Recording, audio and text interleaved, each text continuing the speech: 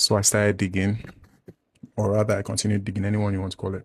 And it turns out there are a couple of things that are actual realities, and there's a couple of things that are myths, right? But there are four things that actually jumped out to me.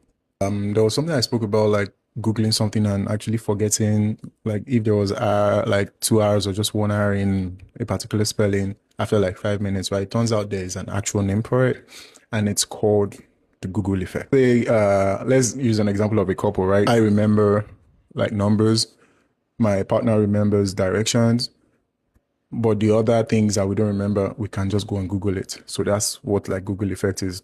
Google is the like third wheel in the relationship. Another one that jumped out to me was because we have like access to something on the internet, or because we have like very fast access to something, we think we actually have the knowledge of something, right? That's like, that's what they call Dunning-Kruger effect, is the delusion of self to think because you know where to find something, that means you know that particular thing. The third one actually made me pause for a bit because before COVID, we spent 4 hours, like an average person spent 4 hours, like just using their phones and gadgets and things like that.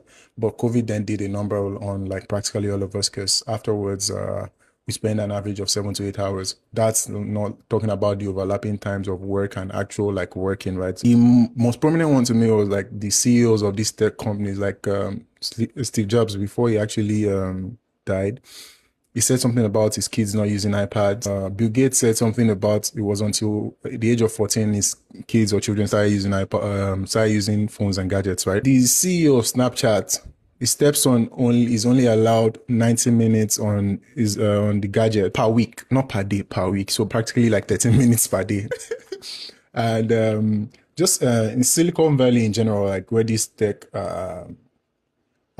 companies are actually situated and everything, right? Most of them actually have this concern of their children or their family members actually using their devices, right? So that's something we should actually think about, like what's the reason for, if like the people funding and creating these tools have issues with their family using it. It's something we should all look into if we have the time. So the whole concept is like, why are we, the consumers, the ones so adamant in using these devices when the people creating, sure, the people creating the devices are like wary of the said device? Just something to think about. And if you come for me, I have this for you. Have a good one.